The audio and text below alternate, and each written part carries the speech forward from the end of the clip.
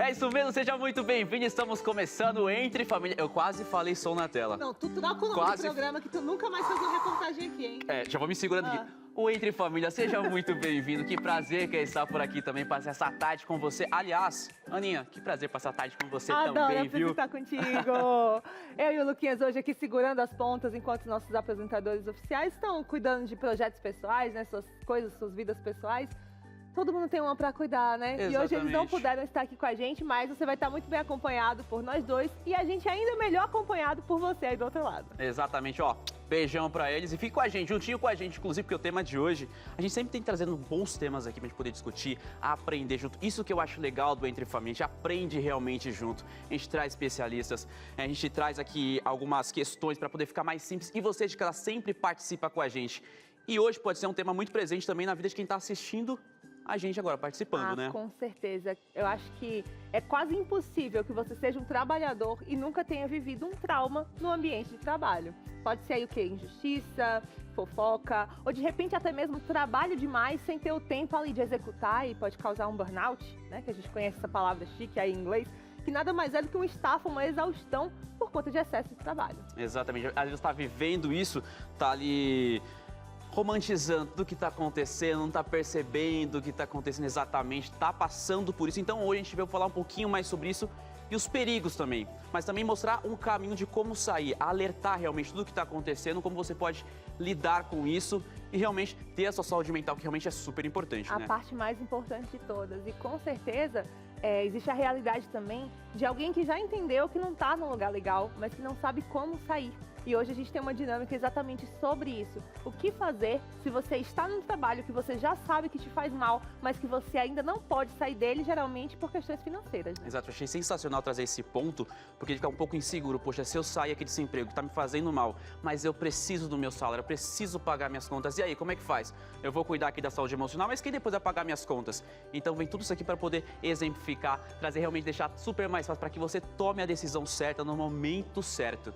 É isso aí, a nossa especialista hoje é demais, ela é super experiente. Tava vendo aqui a ficha dela, eu não sei como é que ela encontrou tempo para trabalhar, porque ela passou muito tempo estudando. Isso é incrível. Tem bastante experiência na área, a gente vai conversar bastante com ela hoje, nós dois e vocês aí do outro lado também. A gente vai pro intervalo rapidinho e volta daqui a pouquinho. Estamos de volta com Entre Família. O intervalo foi rápido demais, né não, Lucas? Rapidinho é bom. Isso aqui a gente passar mais tempo juntinho participando do programa. Aliás, participando, o pessoal de casa pode participar com a gente, né? Com certeza. Hoje a gente quer saber de você se você já viveu um trauma no ambiente de trabalho. Pode ser qualquer coisa. Você já foi vítima de um chefe abusivo, de assédio, de fofoca, você já foi demitido injustamente, qualquer coisa que você tenha vivido no trabalho e que você sinta que deixou uma marca negativa ali em você, a gente quer te ouvir. Você pode participar com a gente. Como é que é essa participação? Olha só, se liga, eu vou falar o número aqui, caso você não tenha anotado ainda, essa é a oportunidade, inclusive não está aparecendo aqui na tela para você, mas eu vou repetir para você lembrar e ficar mais fácil ainda. É o 12983150249, você vai participar com a gente pelo WhatsApp, então pode mandar sua mensagem, tranquilo. Lucas, eu não quero me identificar, eu quero contar o que aconteceu comigo, o que eu estou passando, mas não quero me identificar. Não tem problema, nossa equipe vai colocar como anônimo, só você identificar ali, contar que não quer se identificar e tudo bem, você vai participar, vai ter ali a opinião da especialista com isso, tá bom? A sua participação é super bem-vinda aqui com a gente no Som na Tela. E tem também... Perdão. Olha o trauma no ambiente de trabalho. Aonde? Tá acontecendo. Sai. No Entre Família. Vaza. Já vou levar uma pergunta ali para o especialista. Eu vou levar uma pergunta para o especialista. Mas pode participar com a gente no Entre Família. Eu quero falar um outro meio que você pode participar com a gente também, vai ficar mais fácil. Pega o celular, abre ali na câmera, tem o QR Code aqui do lado. Vai ficar mais fácil. Já clicou ali, já vai abrir, conversar com a nossa equipe e mandar a sua participação. É isso aí, gente. Hoje, olha, isso que você falou é tão legal que você pode participar de maneira anônima, que até mesmo a história que a gente vai ouvir em vídeo hoje, você sabe, né, que aqui no Entre Família, a maioria dos dias a gente tem alguém ali compartilhando de que maneira aquele tema afeta a vida dela, se é uma questão de educação de filhos, tem alguém ali falando que o filho é um pouquinho mais desobediente. Até eu aqui um dia vim contar várias histórias minhas, né, de como foi que eu passei a fazer exercício físico, até de xixi na cama, Lucas, já passei cada vergonha nesse programa. Mas hoje a pessoa que vai contar a história dela escolheu também não se identificar. E ainda assim ela vai contar a história dela aqui, a gente vai exibir para você essa história daqui a pouco. É a prova de que aqui, mesmo que você seja anônimo, você ainda assim vai ser ouvido. Combinado? Combinado, estamos juntos. Então? Por favor, vou pedir para você já chegar por aqui. Aninha, você pode apresentar a nossa especialista de hoje, quem que está com a gente? Eu estou super animado, tenho aqui as perguntas para fazer, a gente já recebeu tudo, mas a gente está super bem acompanhado. Você vai saber por quê. Super, super bem acompanhada. A Roselaine, que está aqui com a gente, ela já veio outra vez aqui no nosso programa e foi excelente, não é à toa que ela está aqui de volta mais uma vez. Não é fácil conseguir ela não, hein, que ela não é daqui. A Roselaine Sônego tem formação em pedagogia e psicopedagogia, além de psicologia e também é mestre em desenvolvimento humano, especialista em psicoterapia sistêmica e familiar e mil outras coisas aqui. Rose, muito obrigada por ter topado participar conosco nesse programa. Eu que agradeço, obrigada pelo convite e muito bom estar aqui.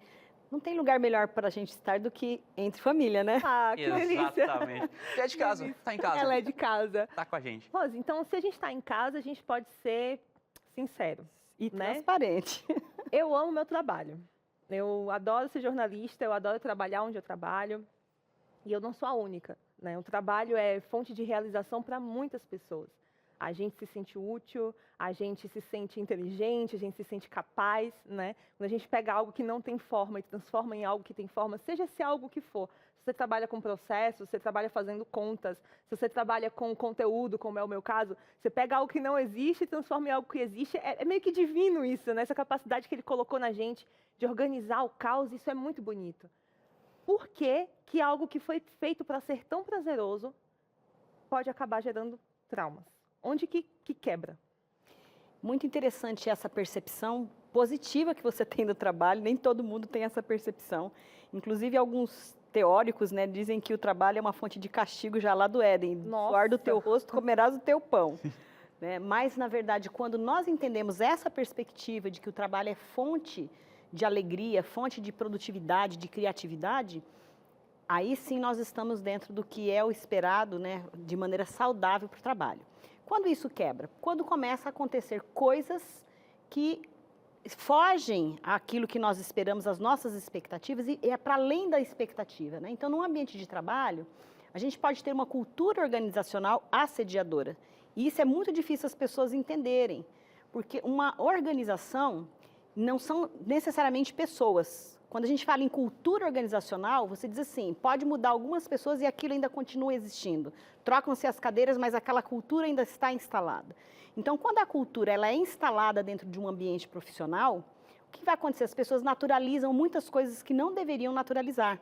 Né? Então, como, por exemplo, rir de alguém, humilhar o outro, fazer o bullying, né, com alguém, colocar a pessoa em situação de humilhação, de vexame, de menos-valia. Então, quando começam a ocorrer essas relações, então aí começa a quebrar esse encanto que é o trabalho, porque bloqueia a criatividade, a motivação. Então, às vezes, pequenas coisas, a gente chama de incivilidades. Quando as incivilidades começam a ocorrer, as pessoas já pensam no bullying, mas antes do bullying tem as incivilidades. Pequenas faltas de gentilezas, que a gente vai achando é tudo normal, é assim mesmo, e vai naturalizando, é onde começa a se criar a cultura. E às vezes tem uma cultura positiva em instituição, mas tem um clima organizacional muito ruim. E isso depende dos atores, das pessoas que estão ali, né, das relações sociais, as inter-relações criadas naquele ambiente, que pode ser também bastante danosas. Então, como não depende da gente, depende do outro, algumas situações, então é difícil a gente não sair do mundo do trabalho sem nenhum dano, porque alguma coisa vai acontecer. As relações são relações necessariamente de conflito, às vezes, né? Eu fico até pensando, porque geralmente a pessoa entrou numa empresa, ela curtia bastante, via de fora, meu sonho era participar, meu sonho era estar ali, realmente chegou. Passa um bom tempo do dia naquele lugar. Com pessoas que às vezes não conhecia, não é família, não é amigo, mas acaba criando ali uma bolha, uma certa amizade, tudo. E começam a acontecer essas situações, ela começa a perceber que está acontecendo com ela. Como reagir a isso? Quando a pessoa percebe que está acontecendo com ela, ela precisa ser clara e colocar limites. E aquela primeira percepção, a gente precisa confiar nos nossos instintos. Às vezes a gente racionaliza demais, fala, não, deixa para lá, não é melhor, não vou criar conflito. E na verdade não é criar conflito, é estabelecer limites, comunicar. Então se você chega para mim, vamos supor que você trabalha num ambiente e você está chegando nesse ambiente de trabalho. E você está super empolgado e tem gente lá que está há anos de casa. Aí alguém fala assim, vassoura nova varre tudo. Você vê que já começa então, assim, a imprimir a exato. cultura, daquela pessoa que chegou. Então, assim, é uma pequena forma. E você, deixa pra lá, tô chegando, não quero criar caso. Mas é importante chamar aquela pessoa num canto de maneira diferente do que ela fez, que foi te expor, né? Diferente, chamar ela num cantinho e falar assim, eu não entendi muito bem, por que você falou aquilo pra mim? Eu não entendi. Você pode me explicar qual a sua motivação? Isso é suficiente para colocar aquela pessoa no lugar dela. Então, estabelecer limites, comunicar, eu não gostei. Então, isso é muito importante. Bem no início, para que as coisas não se avolumem, chegam num ponto que você nem dá conta mais de falar nada para o outro. Olha, isso que a Roselaine está falando, eu sei que você aí já tentou, mas que chega na hora você não consegue fazer. Porque tem algo na gente, tem um negocinho aqui no fundo chamado vontade de agradar, que parece que a gente não consegue vencer. Quando você está na terapia, aí você vai conversando, nossa, eu preciso dizer não, preciso... Quando chega a situação, e a gente não consegue pôr aquele não para fora. É uma questão de exercício também, né? Porque essa tentativa, né? essa quebra de limites que vai acontecendo, essa coisinha que é pequenininha, que as pessoas ao redor vão fazendo e que você não vai cortando, realmente crescem. Mas elas crescem porque a gente não sabe se posicionar, a gente não consegue se posicionar, quer muito agradar a todo custo. Especialmente quem está chegando, né? Que aí chega com aquela vontade de mostrar serviço realmente, de provar que é capaz, de que merece estar na vaga, não quer dizer não para chefe, quer ser aceito, quer ser incluído, né? Como que faz para, de maneira prática, alguém que sabe que precisa dizer não, mas que ainda não conseguiu? Eu acho assim, bem importante isso que vocês trouxeram, porque isso se caracteriza justamente o trauma. Né? O trauma é quando ele te bloqueia, ele te impede. Você sabe o que você tem que fazer, mas você não consegue. Você racionaliza, mas na hora que você vai fazer não consegue. E aí isso tem a ver com outras questões que não é dali do ambiente de trabalho. Que pode ser, por exemplo, uma crença disfuncional. Tipo, eu não sou suficientemente bom. Então, se eu penso isso de mim, quando alguém faz isso comigo, o que eu tenho que mostrar? Que eu sou bom. Então, aquilo que a gente pensa da gente mesmo é também bem complicado. Porque isso tem a questão terapêutica para se enxergar. Mas quando eu travo, por que eu travo? Eu me sinto inseguro diante daquela pessoa, eu me sinto menos que ela, eu me sinto menor. O que está acontecendo ali para que eu tenha esse comportamento? Então, a primeira coisa prática é fazer essa autorreflexão. Por que eu estou agindo assim? Porque isso que vocês trouxeram é maravilhoso, que assim, a gente está cheio de recados na internet, redes sociais. Você quer melhorar a sua vida? Faça isso, faça aquilo, como se fosse uma pílula. Uma pílula que você... Não, então é só você ir lá falar. Para mim, não é difícil fazer isso, colocar esse limite, que aí já tem o treinamento, tem tudo. Mas para algumas pessoas isso é muito complicado, porque ela já vem de uma história familiar, transgeracional, também de ambientes onde se fazia muito isso. Então, se ela tinha, por exemplo, um pai extremamente ríspido, que batia ou que agredia ou que isso e aquilo, ela pode projetar isso num chefe. Então, a primeira vez que o chefe chama a atenção, encolhe. Não é ela que reage, é a criança. É a criança interna dela que reage. Então, aprender a se ver, né, é bastante importante, aprender a colocar limites, treinar, você falou assim, e se a gente treinar, por exemplo, se eu ficasse no espelho, eu vou conseguir? Sinto muito em dizer, mas não vai conseguir. Porque precisa desbloquear isso que está lá na base, que é uma experiência traumática que viveu. Então, tem que desbloquear aquele trauma, ressignificá-lo para que você consiga agir de maneira proativa, produtiva e respeitosa. Acho que devolver o constrangimento também é uma coisa que a gente precisa aprender a fazer, né? Às vezes a gente tem que sustentar o conflito. A pessoa te pediu uma coisa que te constrangeu. E a gente fica constrangido de dizer para a pessoa que ela constrangeu a gente. Tipo, tem alguma coisa, algo errado não está certo nessa conta aí, né? Mas tem mais alguém para a gente incluir nessa conversa, Lu? Tem um personagem agora que vai estar com a gente. E como a gente até chegou a comentar no comecinho do programa, que às vezes você quer participar, quer mandar uma pergunta, mas sente um pouquinho, não queria me identificar. Não tem problema, tem como colocar nome. E esse personagem está da mesma maneira. Ele vem trazer uma situação para a gente, até bem delicada, tudo vem trazer para a gente poder entender como é que funciona isso, como que aconteceu no caso dele. Está anônimo, você vai conferir com a gente, daqui a pouco a gente volta para a gente poder entender e conversar um pouquinho mais sobre isso. Então pode rodar o depoimento. Eu passei por muitos problemas no trabalho, né? O meu primeiro estágio na área de atuação, né? Que é a área de comunicação, foi bem ruim. Lá eu desenvolvi a depressão, né? E alguns transtornos também. E meu chefe principal, né? Sempre me tratava como uma estagiária que ele contratou por pena e que nunca evoluía. Inclusive ele falava isso na frente das pessoas, eu lembro de quando eu recolhi você naquela chuva, e você pedindo por emprego, eu quis dar uma chance e tudo mais. E aí uma vez eu trouxe uma ideia bem legal, um roteiro bem legal que eu fiz assim, de um dia pro outro, e aí ele olhou, leu e falou, foi você mesmo que fez? Como se eu não tivesse capacidade para isso. E eu falei, fui. E daí para provar se eu era boa mesmo, ele falou, então você vai sair agora com tal pessoa da equipe, eu vou te colocar numa escola ali, eu quero que você faça o melhor roteiro que você já fez. E eu fui lá e fiz. E aí quando eu comecei a fazer essas coisas, né, eu ainda senti que não era boa pra ele e ele não se sentia confortável de, nossa, eu tá crescendo. Uma outra situação que ele fazia com todo mundo era, por exemplo, inventar que tal cliente reclamou da equipe. E aí ele fez isso com todo mundo que passou por lá, assim, até a época que eu saí, todas as pessoas que, tipo, chegavam lá, precisavam passar por esse momento. Que era chegar batendo em tudo, dizendo, vocês são idiotas, vocês são péssimos, tal pessoas reclamam de você, mandar todo mundo embora, falar, todo mundo tá demitido. E aí, enquanto ele mandava a gente esperar na recepção e vinha conversar conosco na sala, ele falava assim, olha, o que você tem a dizer sobre isso? E a gente chorava, porque, né, a gente não podia perder o emprego. E ele falava, não, depois de muito pensar, eu resolvi dar mais uma chance pra você. E aí ele fazia você implorar pelo seu emprego, ou ele falava que você ia permanecer na empresa, porque ele tem um bom coração. E aí um dia ele me chamou na sala dele e disse que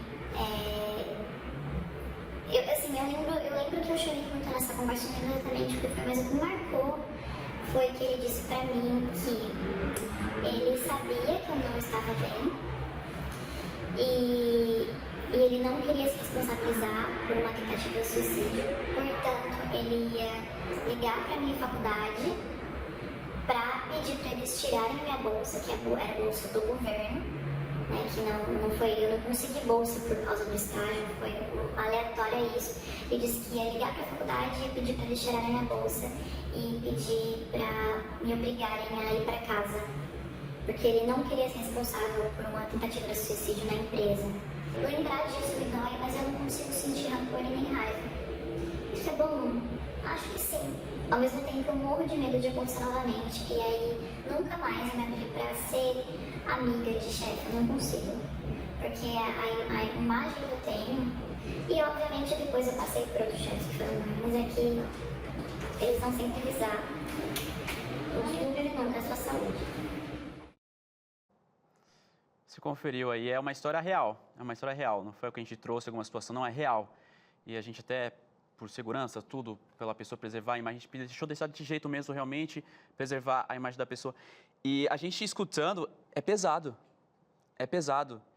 e acontece, isso acontece, você vê o chefe querendo interferir em algumas coisas, como se fosse para ele normal, tudo com outros funcionários. Isso é muito difícil de processar, porque a gente não está falando de um ambiente tóxico.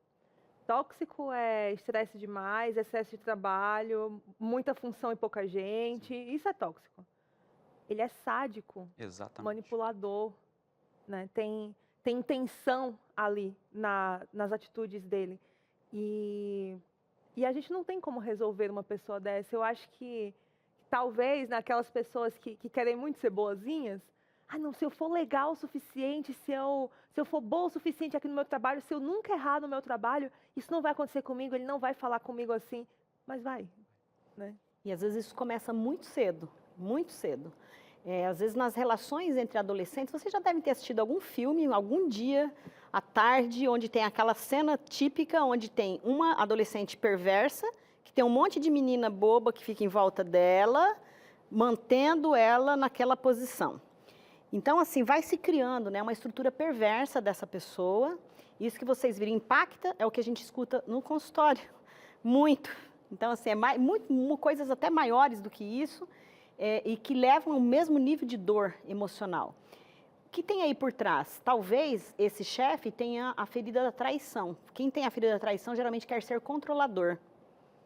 Então, ele vai para isso. E aí, se acerca de pessoas que já têm ferida de rejeição e aí não consegue enfrentar Então, dependendo da ferida emocional que a pessoa tenha já na sua história, isso vai se mantendo. Uma estrutura psíquica mantém a outra. E por isso que é tão difícil deixar. Chega até nos mostrar como se fosse uma relação conjugal de abuso ali, né? Que ele chega a interferir na faculdade dela.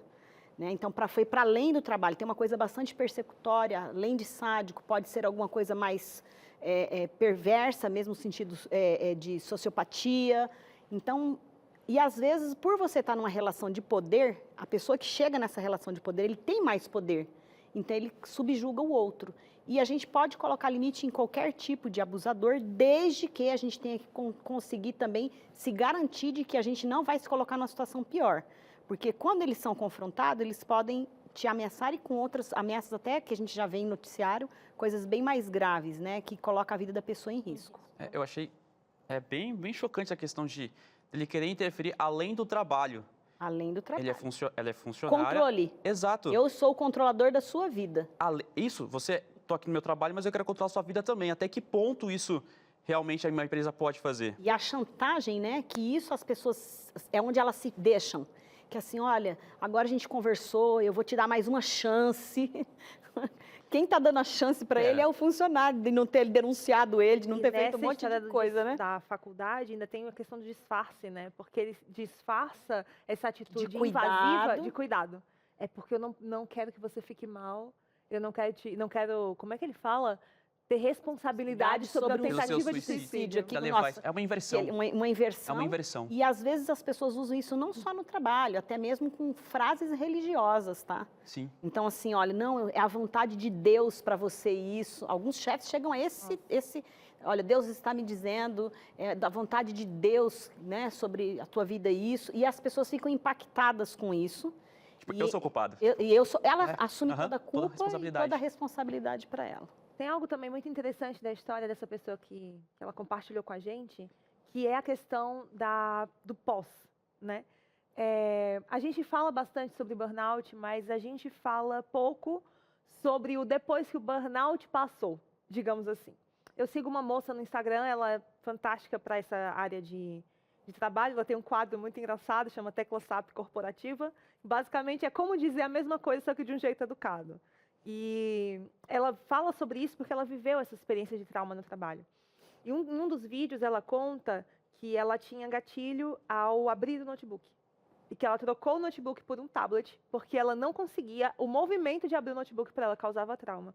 Eu tenho uma amiga que saiu de um ambiente de escritório com uma chefe até semelhante a essa da história que a gente acabou de ouvir, em que essa amiga saiu desse trabalho procurando empreender e tudo mais, né, para poder, de repente, se encontrar de maneira mais saudável e sempre partindo do ponto do trauma. Algo que aconteceu, que era supostamente para ter se encerrado, mas que não se encerra. Ver que ela tem medo de ser amiga de chefe, que hoje ela já definiu que isso é o que ela não quer mais, porque eu já tive até alguns chefes bons, mas ver que ela é uma pessoa ressabiada por conta de algo que aconteceu. E esse pós, ele pode abranger tanto essa questão emocional de amizade, quanto um ato simples, entre aspas, quanto abrir um notebook. O pós, ele também preocupa, né? Sim, porque nós falamos vocês chamam de gatilhos, na psicologia traumática da área da abordagem de MDR que eu trabalho, a gente chama isso de disparadores, que podem ser coisas muito sutis que a gente não dê conta. Um cheiro, uma música, um som, uma cor, do barulho do notebook. E aí o que ela fez? Ela acha que solucionou tirando o notebook. Só que esse barulho ele não foi resolvido. Ele fez um pareamento de estímulo, o estímulo daquilo que ela viveu ruim com aquele barulho. Uhum. Quando faz esse pareamento de estímulo, o corpo sempre vai reagir na fuga ou luta, que é o que acontece numa situação traumática. Ou vou lutar, ou vou fugir, ou vou paralisar, porque é muito perigoso. Então, quando você fala, por que eu tento falar para o meu chefe e não consigo, eu paraliso? Porque a parte é muito traumática. Quando a gente paralisa é porque é o fim do poço na questão traumática. Quando a gente luta, a gente já está conseguindo fazer alguma coisa. Quando a gente está ainda com reação para poder fazer alguma coisa.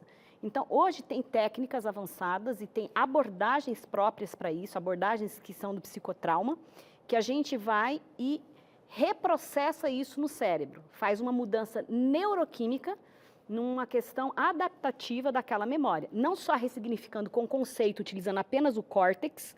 Por isso que você falou assim, a pessoa entende, sabe o que está acontecendo com ela. Cognição. Só que a área do trauma pode ser uma outra área, e geralmente não é, pode ser mais o sistema límbico. Pode ser uma coisa que é a reação mesmo mais visceral de proteção que aquele ser humano precisa. Então, o que vai acontecer? Um disparador é o suficiente para colocá-lo nas reações traumáticas novamente. E eu tenho que me proteger. Por isso que eu não quero mais ver chefe, por isso que eu não quero mais, vou procurar outro trabalho, eu acho que eu resolvi. Só que não, isso vai se repetir, talvez, não numa relação de trabalho, mas numa relação amorosa. Olha, E ali vai continuar, a continuidade do trauma vai em direção a isso aí, enquanto ela não trabalhar esses disparadores. Reprogramar isso. a gente tem que ir para o intervalo, mas a gente vai continuar falando sobre isso aqui, porque esse assunto de psicologia do trauma me fascina. É impressionante perceber o quanto o nosso corpo está preparado para nos proteger. E quando a gente reage a um trauma, como ela falou, com a fuga ou com a luta, é o seu corpo dizendo, você está em perigo, você tem que se proteger.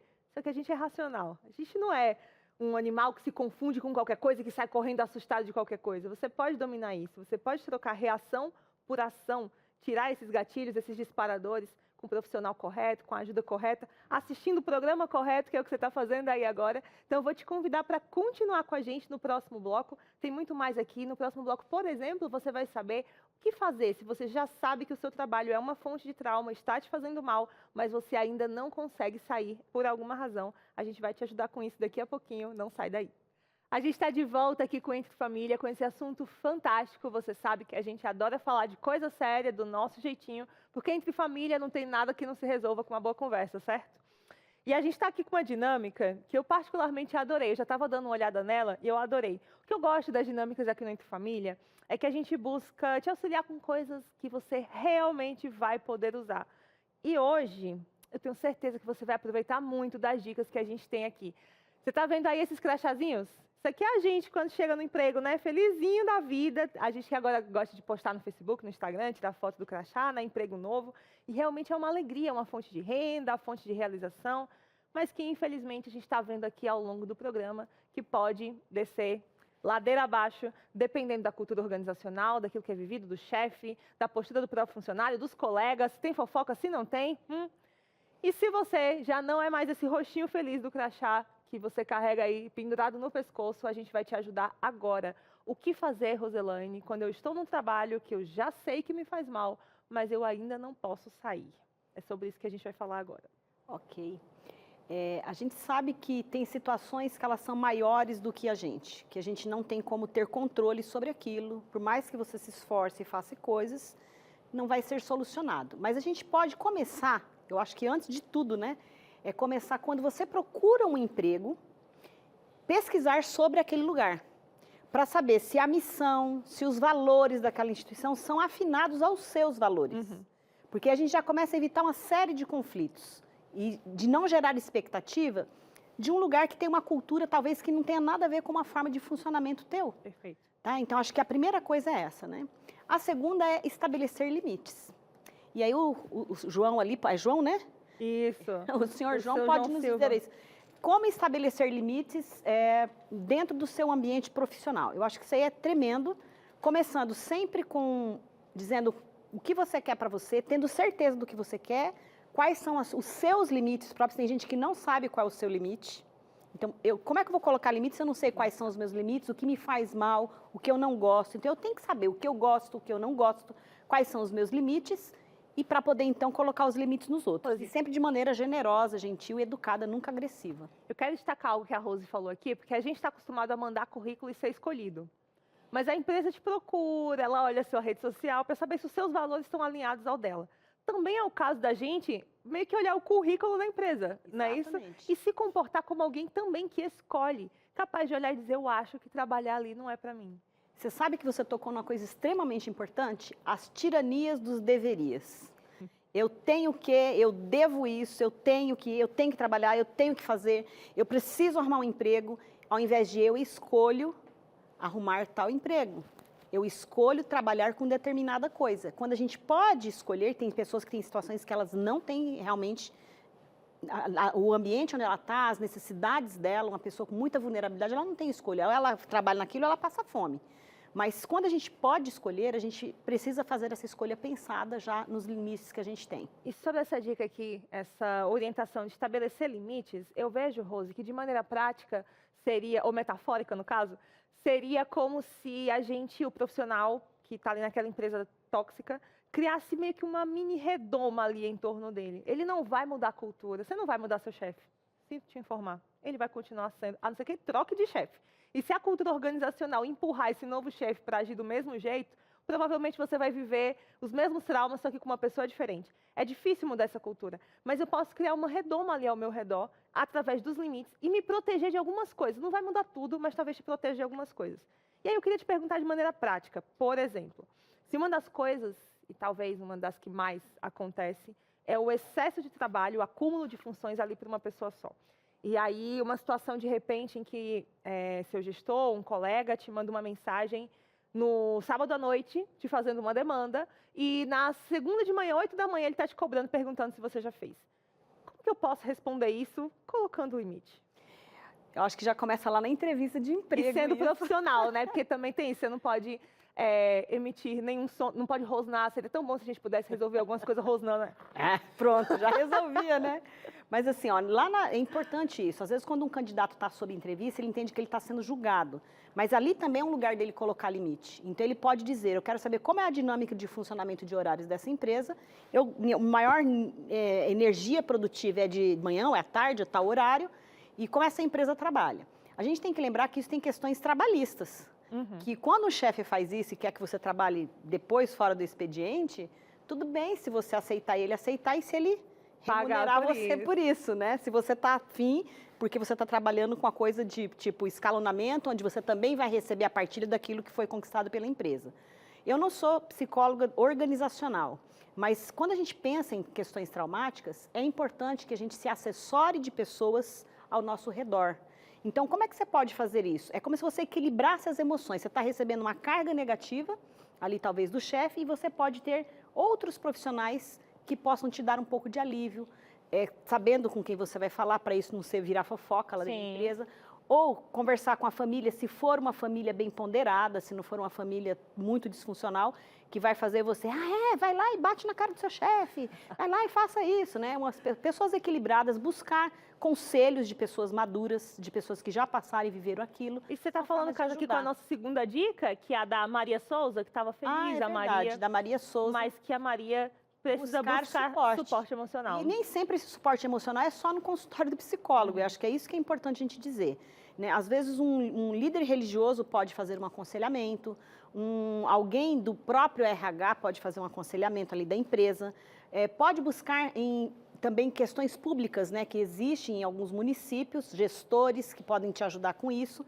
Então, essa busca de suporte emocional nem sempre é o suporte psicológico. E, às vezes, chega a caso que a pessoa precisa do suporte psicológico para dar conta. Essa coisa do suporte emocional aqui, muitas vezes acontece entre pais e filhos e entre casais e mistura um pouco com o suporte financeiro também, aquele suporte logístico. Não é só aquela pessoa que diz, estou aqui para você, psicologicamente falando, ou da boca para fora, às vezes até, mas no caso dessa minha amiga, ela fala que durante a pandemia, quando ela estava no auge dos abusos da chefe, e tudo online, ainda assim, a pessoa lá não sei aonde consegue te apurrinhar, você estando aqui, né, distante. E a mãe dela virou para ela e falou, você não precisa de sair não. Se você quiser ir embora, pode ir, que a gente segura as pontas. Ah lá, isso é um suporte emocional. Quantos maridos e esposas, né, têm o privilégio de poder fazer isso um pelo outro? Não, a gente vai apertar as contas, a gente vai abrir mão disso, daquilo, mas você vai sair desse lugar, porque esse lugar não te faz bem. É porque a pessoa, às vezes, ela realmente se deixa ficar naquele local porque ela não vê saída. Então, quando ela começa a ver saída, que tem outras possibilidades, então, se ela tem uma rede de apoio...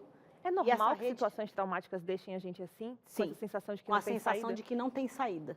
A sensação o trauma, ele faz a gente paralisar, faz a gente se bloquear, inclusive a nossa criatividade para a solução daquilo, né? De como eu me ver, como eu conseguir sair daquela situação. Então, o trauma, ele tem esse poder. Infelizmente, nós falamos, gente, quando nós falamos de trauma, nós estamos falando de uma epidemia não reconhecida.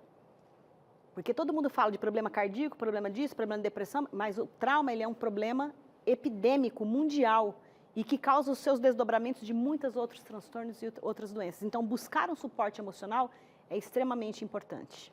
A gente vai entrar agora num tópico um pouco polêmico, eu considero, tá? que é... Quem é que está aqui falando com a gente? a seu José Oliveira. José Oliveira. Conversar com o RH. Vamos com calma com esse assunto. Vamos com calma. O RH é um departamento responsável, como o nome já diz, por cuidar dos recursos humanos, ou seja, cuidar das pessoas.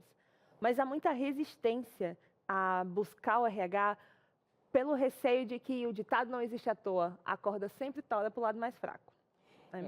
Como que seria, como é o jeito certo de procurar? Quando é a hora certa de procurar? Primeiro, avaliar que tipo de RH você tem naquela instituição. Tem RH que funciona apenas para contratação e demissão. Se esse RH trabalha desse jeito, você não vai conseguir recurso lá. Porque a pessoa vai estar olhando, ou tipo, esse cara tem que sair da empresa porque está dando trabalho, né? Não vai ter o acolhimento. Em muitos RHs não existe psicólogo, o que é um absurdo no nosso país isso. Né? Porque é uma função extremamente de recursos humanos, administrativa, mas de recursos humanos. Então, assim, que o pessoal da administração também pode exercer com uma formação específica para isso. Então, é interessante que a pessoa avalie a cultura que tem naquele lugar. Porque se o RH é um RH de apoio, onde tem sigilo, onde tem, às vezes, em muitas organizações, tem a figura do psicólogo, onde ele vai falar, ele sabe que vai ficar ali e não vai sair dali.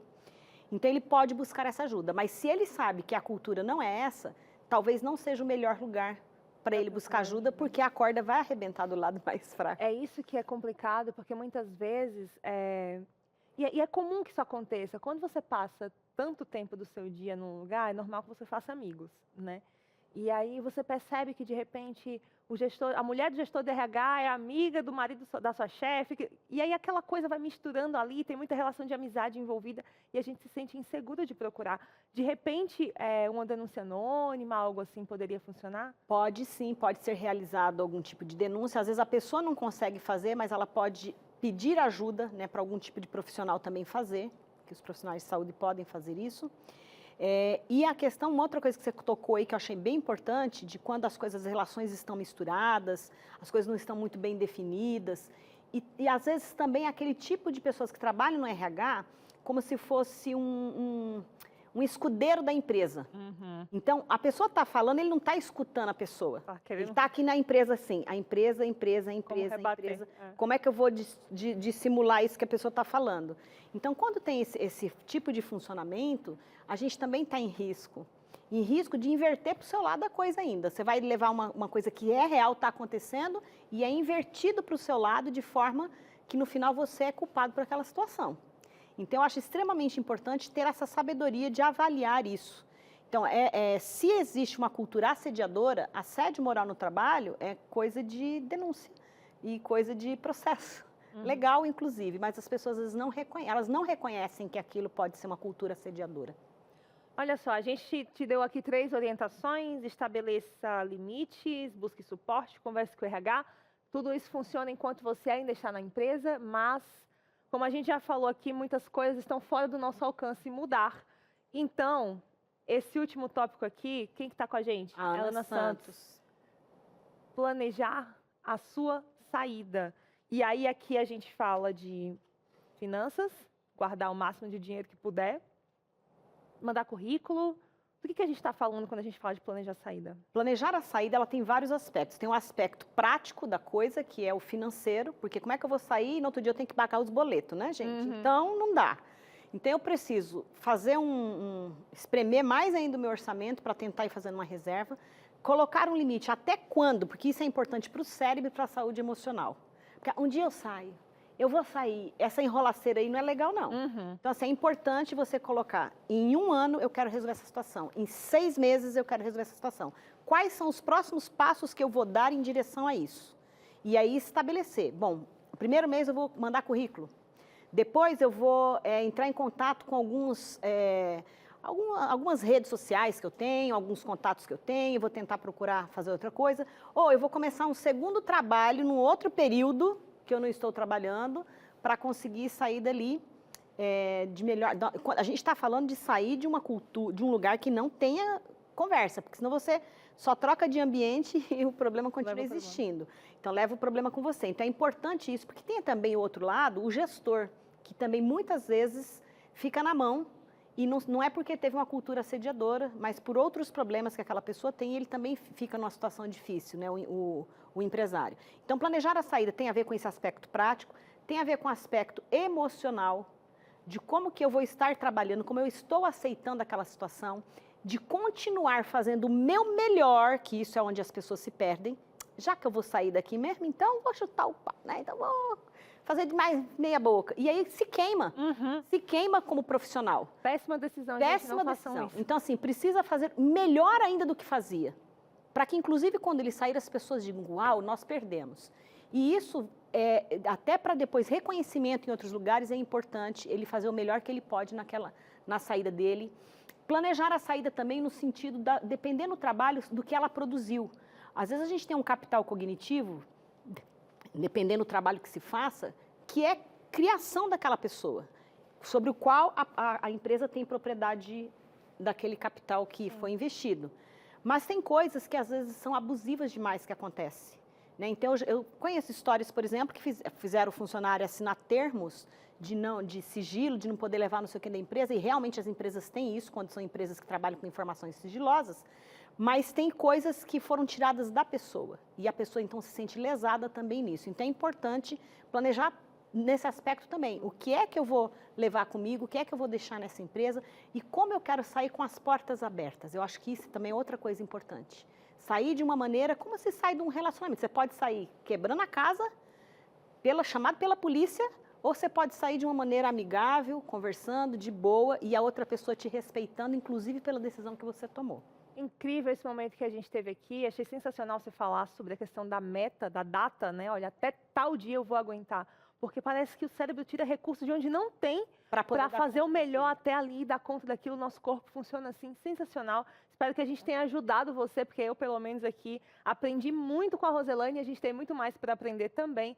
Sem contar que no próximo bloco você vai conferir o 4º episódio da série É Animal, que a Sarinha está fazendo pra gente. Olha, eu dei risada que ela foi aprontar, conhecer uns animais grandes assim. Ah, não vou dar spoiler não. Você vai ter que ficar para ver no próximo bloco. A gente volta daqui a pouquinho. E já estamos de volta com o Entre Família. Que bom que você está juntinho com a gente, assistindo, aprendendo muito. Vocês conferiram a dinâmica no bloco anterior? Eu fiquei aqui prestando atenção, realmente aprendendo demais. Agradecer aqui a especialista estar com a gente, contando realmente, nos ensinando. Foi incrível. Tenho certeza que você também gostou bastante. E lembrando que você pode participar com a gente, tá bom? Manda sua mensagem, ela pode vir da maneira anônima. O importante é você juntinho com a gente, aprendendo. Mas agora eu quero dar uma pausa aqui rapidinho para falar para você que temos o 4º episódio da série É Animal. Você está acompanhando com a gente aí e tá realmente um episódio melhor que o de hoje, pessoal. Tá incrível. Só a Sarinha mesmo para ter realmente toda essa coragem com aqueles animais grandes. Enfim, você vai acompanhar juntinho comigo. Eu já dei um certo spoiler, já dei uma olhadinha para ver como é que funciona. Não assisti tudo porque eu quero assistir juntinho com você. Eu vou deixar de falar aqui, eu tenho certeza que você vai gostar bastante. Então pode rodar a série e vamos acompanhar juntinho a série É Animal. No episódio de hoje, vamos falar de alguns animais que transmitem uma sensação de receio por impressionarem pelo tamanho. E você, vem comigo?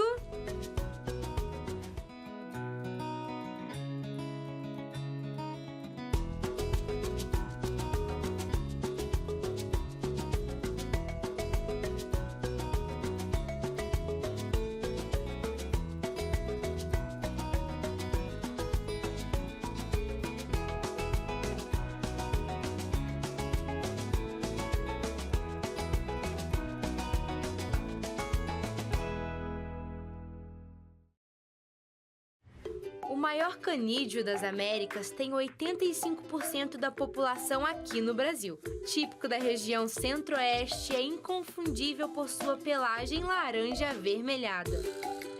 O lobo-guará ele é um canídeo, né? Possui essas patas bem avantajadas, né? Esse aspecto meio corcunda, que acaba assustando algumas pessoas. Um dos animais símbolos da fauna brasileira habita em áreas abertas de campos e dificilmente é encontrado em florestas.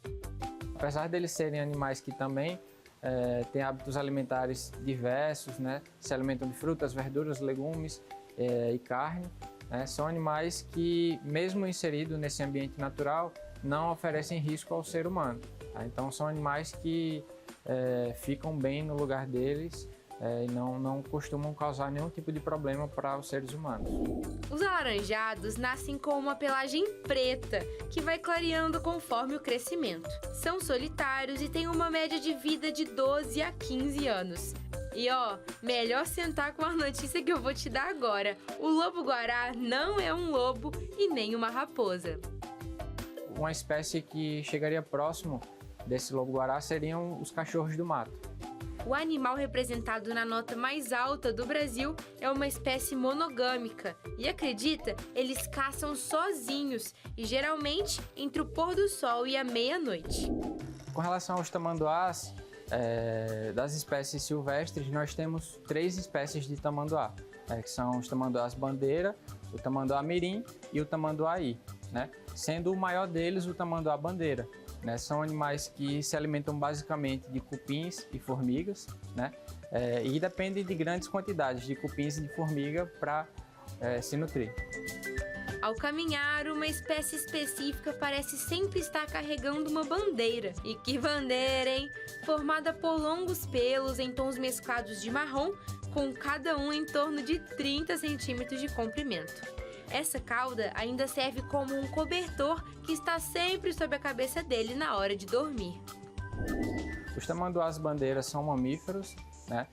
São animais de médio a grande porte, podendo ultrapassar ali facilmente os 30 a 40 quilos. São animais que se alimentam basicamente de cupins e formigas. Então eles possuem aquele narigão, né, justamente para inserir dentro dos formigueiros ou dos cupizeiros e aí jogar sua língua, que também é comprida, né, com a saliva bem viscosa, para grudar todos esses insetos e acabar conseguindo se alimentar. Essa saliva é um líquido doce que serve como isca no formigueiro. Animal, né? E o tamanduá pode pôr e tirar sua língua da boca 160 vezes em um único minuto. É muita formiga e cupim. Uma característica interessante é que esses animais nunca se alimentam daquele cupizeiro, daquele formigueiro até o final, né? Então, eles têm essa consciência porque se ele consumisse aquele cupizeiro ou formigueiro até o final, no dia seguinte ou na semana seguinte não teria mais alimento, né? Então, eles acabam consumindo formigas e cupins de várias colônias diferentes. E sabia que eles têm uma mochila? Os filhotes, quando nascem, ficam grudadinhos nas costas da mamãe por muitos meses. Eles têm esse cuidado parental, né? E os filhotes ficam agarrados nas fêmeas durante um bom tempo, né? Então não soltam por nada. Então as mães, além de alimentarem os filhotes, né, elas têm toda essa questão do cuidado com suas crias. Agora vamos falar do terror da maioria das pessoas: as serpentes. Aqui no Serpentário, por exemplo, a gente tem 25 recintos, cada recinto com uma espécie diferente. Você consegue ver aqui no fundo, né? Cada recinto é muito bonito. E a gente vai falar agora de uma cobra específica, que é a Piton. Eu ouvi falar que ela é uma das maiores, ou se não a maior, e que ela é uma boa mãe. Fala aí pra gente sobre isso. É interessante, né? Porque o pessoal pergunta se tem cuidado parental ou se não tem cuidado parental. Então, as serpentes, algumas têm cuidado parental, sim. Aquela que faz postura de ovos e protege os ovos, choca os ovos. Apesar de ser um animal de sangue frio, ela consegue, através de movimentos, fornecer energia e essa energia aquece os ovos o suficiente para que eles eclodam. E sobre o tamanho, será que a Piton realmente é a maior espécie? Nós temos pitons pequenas, né, no mundo, né, tem pitons pequenas e tem pitons que pode chegar até 13 metros, conforme a literatura. Nós temos 2 indivíduos que passam de 6 metros aqui. Incrível. Vamos dar uma olhadinha nessa Piton agora? Vamos virar pra cá, que o nosso cinegra vai acompanhar a gente e vamos andando pra lá para mostrar mais do serpentário. Como você pode ver, nós temos aqui, olha, serpentes tanto arborícolas, semi-arborícolas, serpentes terrícolas. E enquanto percorríamos o serpentário, o Araújo ia me explicando sobre esse fantástico mundo das serpentes. E olha que interessante, o local é mais escurinho, com uma música ambiente temática, para trazer uma experiência por completo para o visitante, como se fosse uma gruta. E ainda possibilita uma melhor visão das serpentes nos recintos, já que o interior é iluminado. E saca só a curiosidade que o Araújo trouxe. Essa espécie nasce com um dentinho que chama dente do ovo. Então o animal pequenininho já nasce com o dente para fora. E como que ele faz para nascer? Dentro do ovo, ele movimenta a cabeça para lá e para cá, ele corta o ovo, ele rasga o ovo para depois nascer. E assim que você me der a oportunidade, eu vou capturar uma Piton Molurus bivitatus albina. E nessa hora, deu aquele nó na barriga. Mas claro, eu falei que ele podia pegar. E quando foi chegando perto... Gente! Animais que vieram de alguma situação pelo IBAMA, às vezes uma apreensão, uma denúncia... E então são animais que já vêm, muitas pessoas acham que ele veio domesticado. Ele não veio domesticado, porque nós temos animais domésticos também, mas ele veio adaptado com o toque, com o manejo do ser humano. E ele não oferece risco para nós. E fui tentando enfrentar o medo e me acostumar com aquela amiga que começou a dividir o espaço com a gente. E logo questionei o tamanho das presas dela. Ele consegue comer, no caso desse aqui, uma presa até 5 vezes o tamanho da cabeça dela. Mais do que isso ela não consegue. E nós temos uma vantagem também, né? O alimento desses bichos não tem ombro.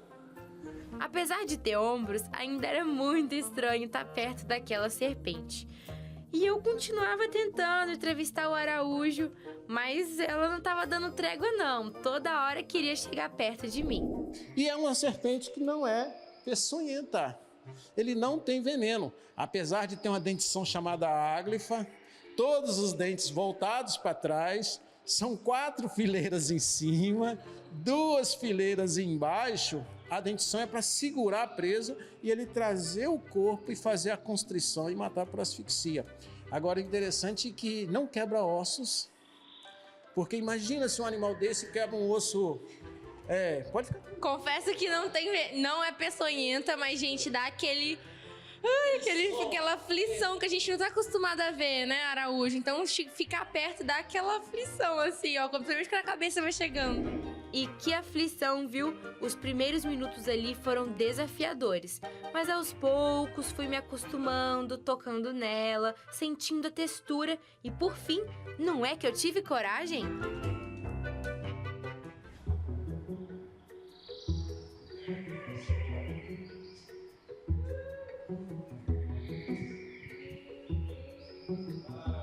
Agora quem é o entrevistador sou eu. Sara, o que você está achando do aspecto? Como que é essa sensação, primeira vez tocando no animal? Olha, gente, ela faz muita força. Eu não quero soltar pela ali na minha cabeça. Pode soltar? Pode soltar, ela não vai. Inclusive, se tiver... A sensação é muito diferente. É uma superação mesmo, porque a gente tem essa... Todo mundo fica falando que é muito perigosa e tudo mais. E pegar uma... E ela é pesada, viu? Pegar uma cobra pesada dessa, assim, sentir ela enrolando em você aqui, ó. E por aqui eu vou concluindo, bem contente com a minha conquista e com os aprendizados. Mas deixo o Araújo com a palavra final e com uma revelação incrível.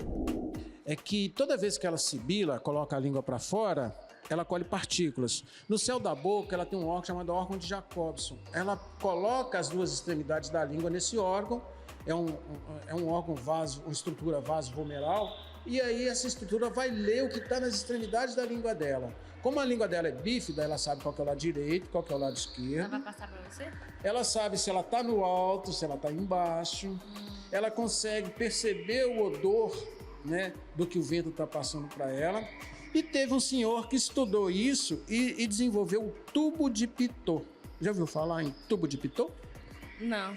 Tubo de Pitot está nas nossas aeronaves, para o piloto saber a altitude da aeronave. Tem aeronave que às vezes tem 4 tubos de Pitot, porque corre o risco de algum entupir, igual congelou um e uma Air France, parece, uma aeronave caiu por causa disso.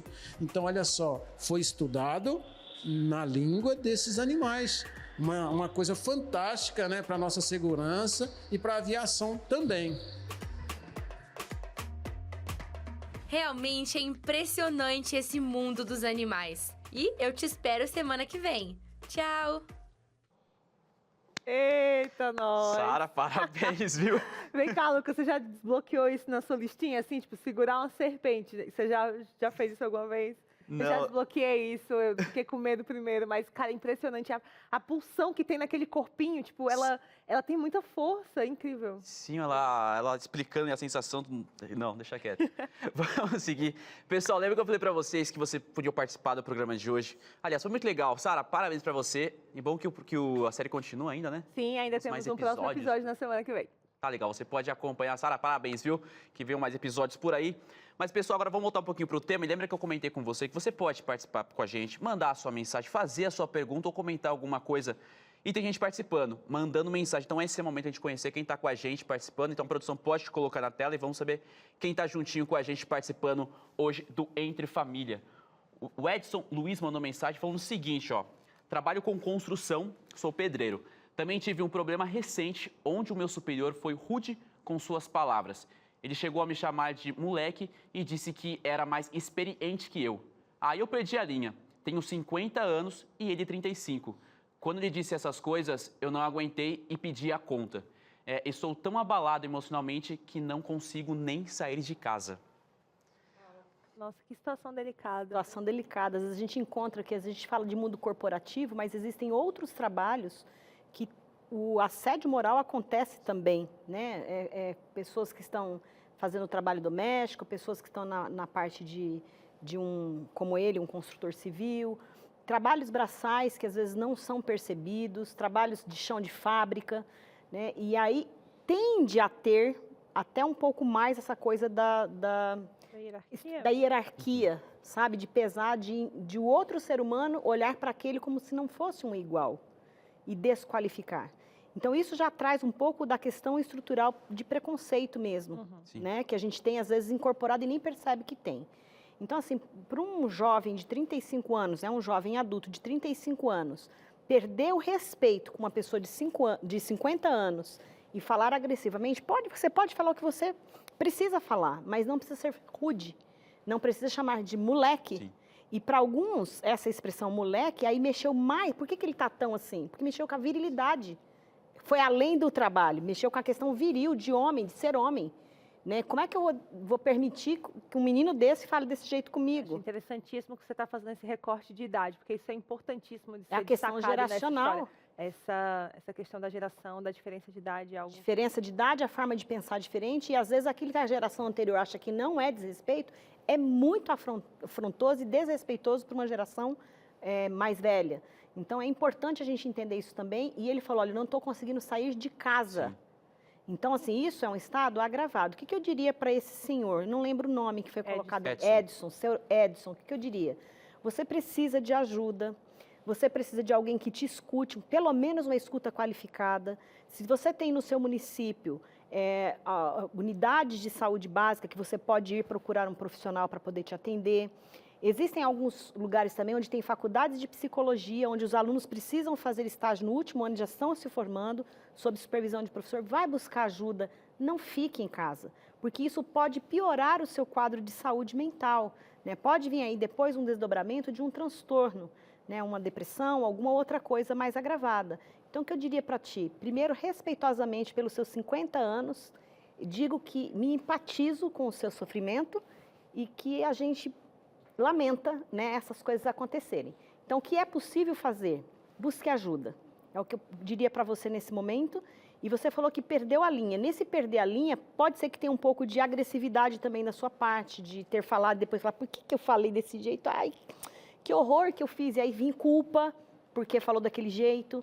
Né? Então, são muitas coisas a serem trabalhadas e é necessário você falar sobre isso com pessoas. Se você não consegue algum lugar onde tenha profissional, algum membro da sua família, e se colocar, porque eu sei que esse trabalho da construção civil é um trabalho hoje escasso, é difícil achar bons profissionais, inclusive. Então, assim, valide a sua experiência. Você é uma pessoa que faz um trabalho bem feito, vai com isso, acredita que tem espaço de mercado em outros ambientes que não seja esse para você. Fantástico, sensacional. E agora, Lucas, a gente tem que chamar o intervalo, mas nosso programa não acabou, não é isso mesmo? Não, a gente vai para um breve intervalo, coisa super rápida. Aproveita, vai tomar aquela água, mas depois já volta pertinho da tela, que a gente logo a gente está de volta. O programa continua, a gente vai continuar com esse tema. E lembrando que tem mais da sua participação também aqui no Entre Família, tá bom? A gente vai para um breve intervalo e volta já. Já estamos de volta com o Entre Família. Que bom que está aqui juntinho com a gente, participando, aprendendo junto. Eu sempre gosto de acabar frisando por aqui, que é legal que a gente aprende junto realmente. A gente traz especialista, aborda um tema, você também vem com outros pontos, a gente acaba discutindo por aqui, aprendendo junto. Lembrando que você pode participar, mandar sua mensagem, ainda dá tempo, tá bom, pessoal? Mas enquanto isso, eu quero mostrar aqui, ó, para vocês, um novo guia de estudo que eu gostei bastante, estava vendo aqui na hora do intervalo, Pais Preparados e Filhos de Caráter. Queria até mostrar aqui para você também. Essa revista que foi desenvolvida pela Darleide Alves, que você tanto conhece, sempre aqui no consultório falando um pouquinho sobre isso, trazendo alguns temas aqui juntinho para sua casa, para o seu dia a dia. E eu não tenho filhos, quero ter, não tenho, mas eu fico pensando o desafio que é realmente educar uma criança. Eu tenho pessoas próximas aqui no trabalho, outros amigos que acabam criando, tanto seus filhos por ali. A questão de educar, eu fico pensando como que responsabilidade criar um serzinho. Você pode ser a pessoa que você for, mas seu filho pode ter totalmente um viés diferente. E você está sendo responsável ali para educar, construir, ajudar na educação. Agora eu fico imaginando como que é na cabeça dos pais pensando, será que eu estou ensinando no caminho certo ou não estou ensinando? E esse material vem realmente para auxiliar. E que bom que ele está aqui. E o melhor de tudo, pessoal, é um presente nosso para você. Você não vai pagar por ele. E tem alguns temas aqui como castigar faz bem? Aprontou alguma coisa, eu vou aqui responder de algum jeito para ele tentar aprender. Será que isso aí realmente funciona? Dá certo realmente? Será que lá no futuro isso aí não vai rebater diferente na educação quando ele estiver um pouco maior? Por exemplo, aqui eu descubra os métodos saudáveis para repreender. Ensine o seu filho no caminho certo. Essa questão de você poder ensinar realmente por que caminho que eu vou que vai ser melhor para o meu filho. Pode ser que a educação dos meus pais funcione de um jeito para mim, mas não quer dizer que vai funcionar daquele mesmo jeito para o seu filho. Então aqui vem com temas para poder te ajudar e auxiliar. Filhos rebeldes, como também lidar com isso daí. Então, tudo isso daqui está previsto aqui na revista para você. Lucas, você falou que é um presente, já me interessei, eu quero estudar realmente, quero ajudar aqui na educação dos meus filhos, ou lembrou de alguém que realmente está ali também nessa fase e quer ajudar, como é que faz para receber, para que chegue esse presente aí na sua casa?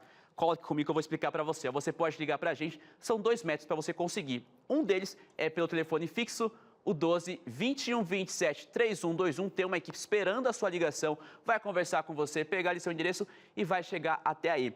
Ou se você preferir mandar uma mensagem pelo WhatsApp, também é super possível, é pelo 12 98244 4449. Anota o número aí, o número aparecendo na tela, já anota por aí para você poder mandar mensagem ou então ligar, falar que estava assistindo o Entre Família, que o Lucas falou da revista Pais Preparados e Filhos de Caráter. Super especial, eu tenho certeza que vai fazer muita diferença aí na sua casa. Mas agora eu sei que a Aninha tem um outro recado que você vai gostar e muito. Aninha, conta pra gente que recadinho é esse, hein?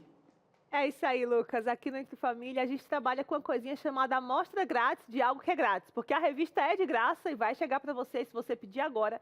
Mas se você ainda não está convencido, a partir do dia 24 de abril, a gente vai ter uma semana especial chamada Pais Preparados aqui no Entre Família, em que a gente vai destrinchar alguns dos temas que você vai conferir se pedir a revista para chegar aí na sua casa. A Darleide Alves vai estar com a gente, além de outros profissionais. A Darleide eu estou citando justamente porque foi ela que escreveu a revista, hein? Detalhe importante, a Darleide, que você está acostumado a ver aí no consultório de família, escreveu essa revista sobre educação de filhos que você pode pedir e vai estar com a gente aqui na nossa semana especial também.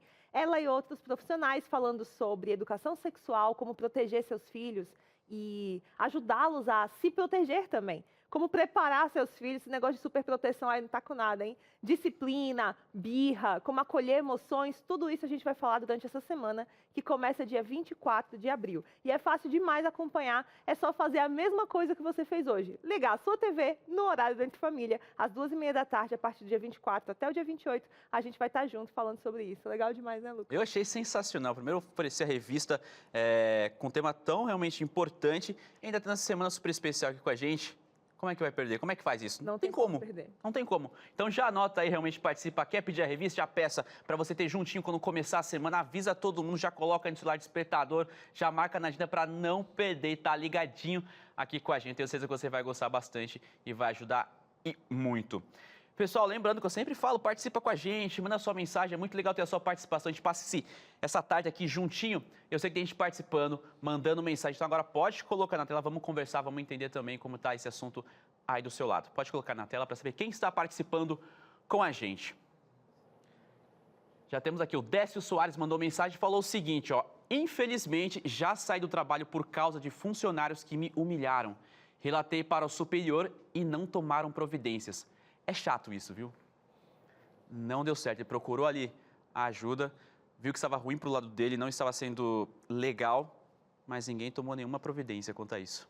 Às vezes não dá uma sensação que a gente está no mundo dos adultos, mas como se fossem lidando com pessoas muito adolescentes, muito crianças, né? Então, assim, um chefe tem um status muito importante e quando um funcionário busca a sua ajuda, é para levar a sério. Né? Mas, às vezes, ele pode fazer parte do grupo que ajuda a humilhar. Né? Então, junta, né, o chefe com mais alguns e humilha determinada pessoa. Lembrando que a ferida da humilhação é uma ferida muito séria, porque vai fazer com que a pessoa possa desenvolver no futuro, ela se colocar no lugar onde ela tenha vários sofrimentos novamente.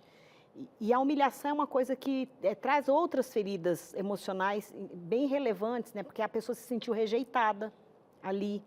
Né? Uma pessoa rejeitada pode ter sentido ali que ela, por exemplo, a ferida da traição, porque a pessoa com quem eu contava me traiu no trabalho. Era quem que tinha que me dar ajuda. Era quem que precisava oferecer ajuda, é quem me escondeu essa ajuda. Em quem eu podia confiar. Em quem eu podia confiar. Então, assim, a confiança foi quebrada. O que eu gostaria de dizer para o Décio? Infelizmente, essas coisas acontecem ainda e a gente não pode ficar calado. A gente precisa falar mais sobre isso, educar as comunidades estudantis, escolas, profissionais, porque isso, às vezes, até mesmo no meio profissional de pessoas bastante intelectualizadas acontece.